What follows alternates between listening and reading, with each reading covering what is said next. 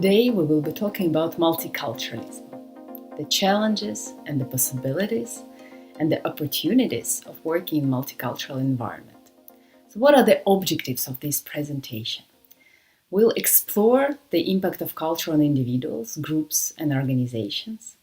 We'll try to understand how culture could predetermine attitudes and behaviors.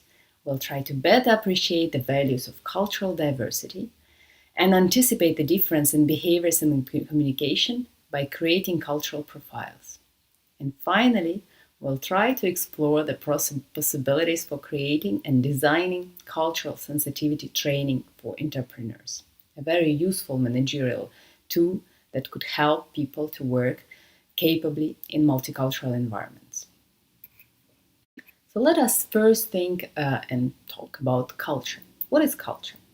The culture represents a complex pattern of beliefs, expectations, ideas, values, attitudes, and behaviors that are shared between the members of the group or a team. And many mistakes could be attributed to the cultural dimensions, such as misunderstandings, inadequate behavior, lack of cultural sensitivity, just to name just a few. Another notion that you should be very careful of is the ethnocentrism. The ethnocentrism is the attitude that is based on the belief that one's way of doing things is better no matter the contextual factor. So in order to be culturally sensitive, you need to develop critical cultural skills. So one of the critical cultural skills is cultural intelligence.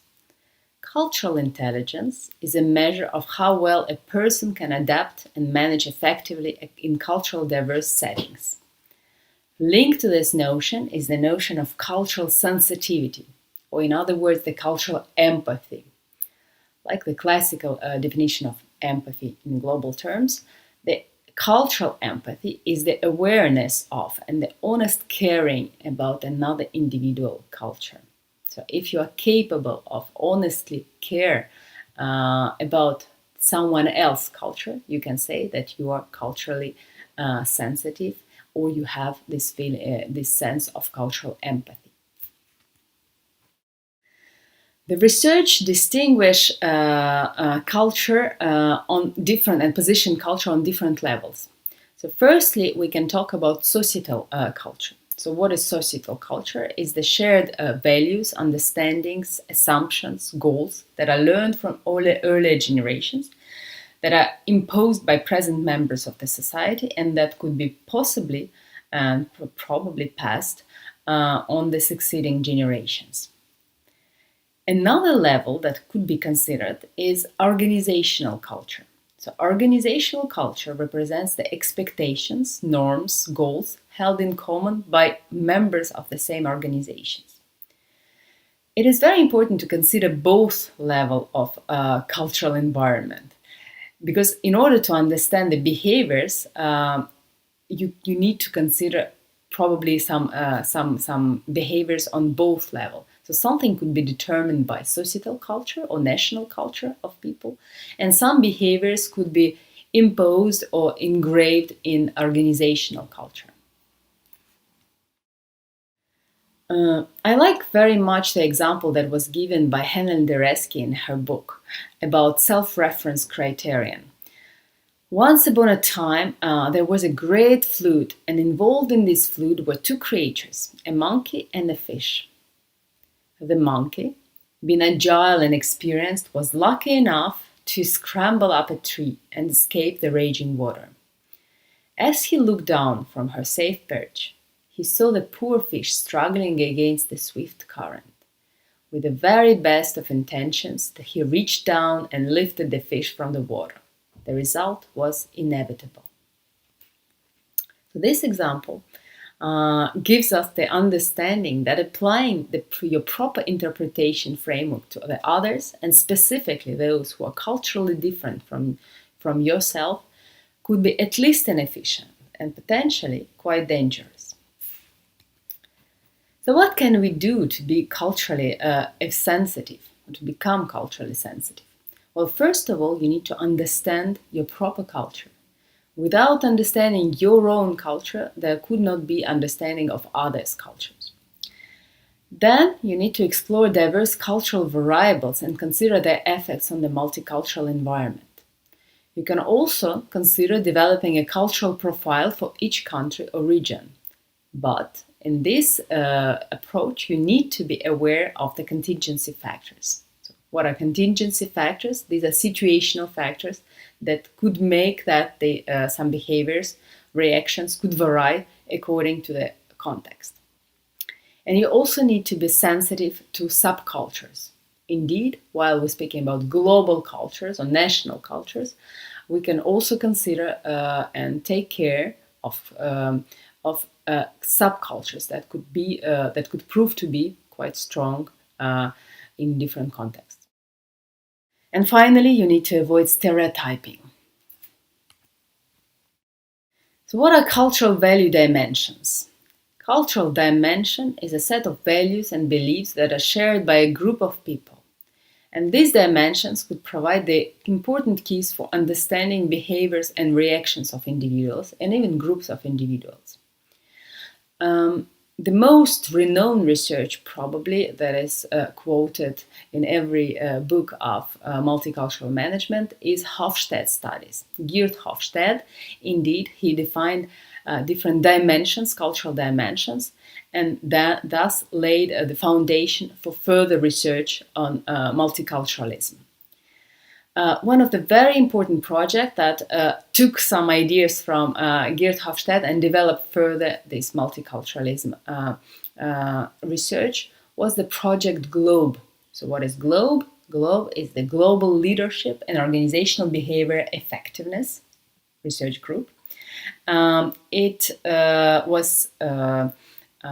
comprised 170 researchers from all over the world, and they collected the data for over 7 years on cultural values and international practices. And as a result of their study, they proposed 9 cultural dimensions that help to define cultural profile and differentiate between diverse societies. So what are cultural dimensions proposed by GLOBE project? Assertiveness, future orientation, performance orientation, human orientation, gender differentiation, uncertainty avoidance, power distance, institutional collectivism versus individualism, and in-group collectivism. So just to give you an example, the assertiveness, for example, is considered to be how culture is whether the cultural pattern in some particular culture is based on conflictuality, assertiveness, the capacity to impose oneself, or whether it's rather modesty and conflict avoidance, etc. The future orientation, another dimension, considers whether the individuals in this culture tend to be future-oriented in their decisions, whether they strategically plan for future, or whether they prefer, for example, living in the current moment and take decisions and react based on the concrete moment. So, in order to better understand the whole culture in which you have to work, you probably could consider of developing cultural profiles. So, what are cultural profiles? These are the composite pictures of working environments, people's attitudes, and norms of behavior. And understanding cultural profiling and interpreting it could be an important asset in anticipating and managing cultural differences in motivation, in behaviors, in communication styles, understanding individual and group dynamics, and considering loyalty that could be different according to these cultural profiles. However, once again, you need to consider subcultures because these could be also quite strong. If you want to sensibilize people on cultural dimensions, one of the quite useful tools that you can consider is to create and to perform the cultural sensitivity training for your employees. So, what are the objectives of cultural sensitivity training?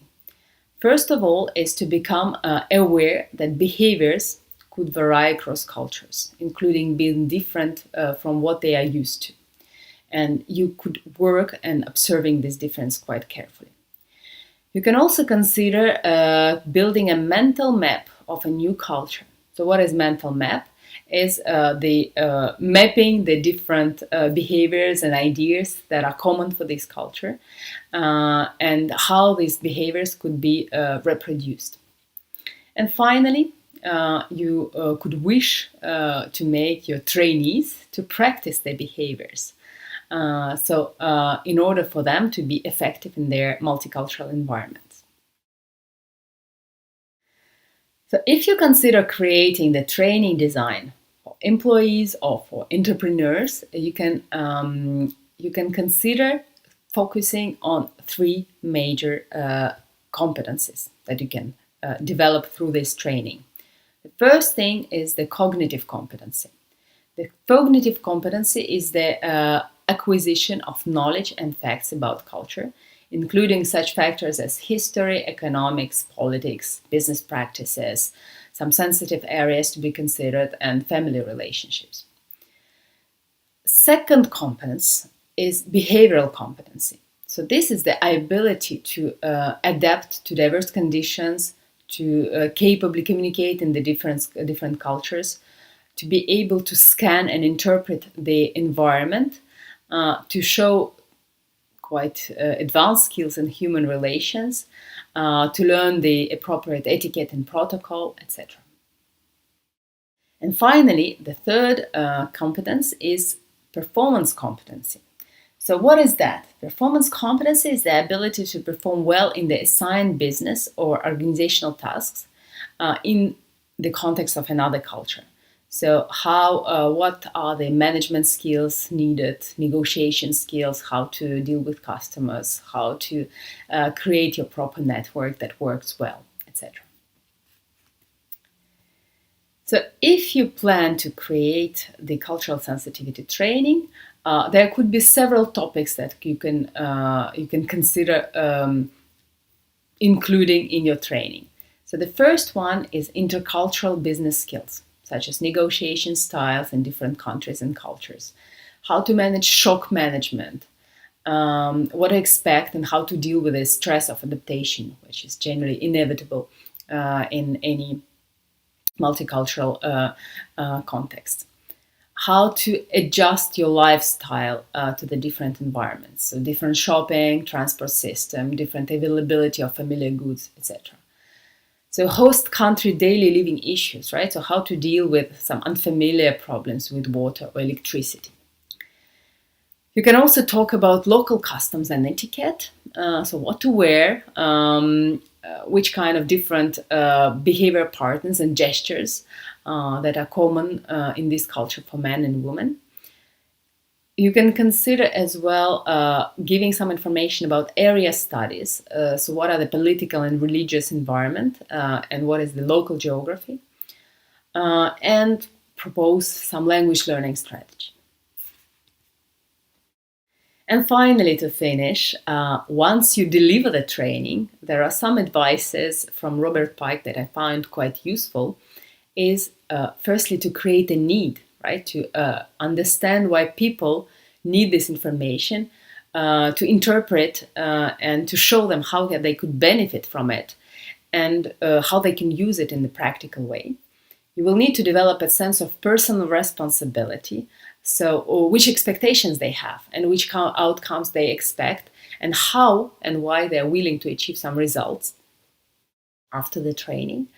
You will definitely need to create and maintain the interest, and for this you can use different techniques and supports for your training and be innovative in the delivery of your training. You need to share enthusiasm and excitement for the subject, otherwise it risks to be a little bit too much formalized and probably boring. You need to structure the experiences to apply the content to life, so answering the question, how will this work for me? to give prize, recognition, encouragement, and approval, always, to praise your trainees for their ideas, results, and achievements. You can probably foster competition, but not too much, in order to keep the good group dynamics, and to definitely to intensify interpersonal relationship, to create a very healthy and dynamic group work. So that is all that I would like to, what I wanted to share with you today, and I wish you all the best with your projects.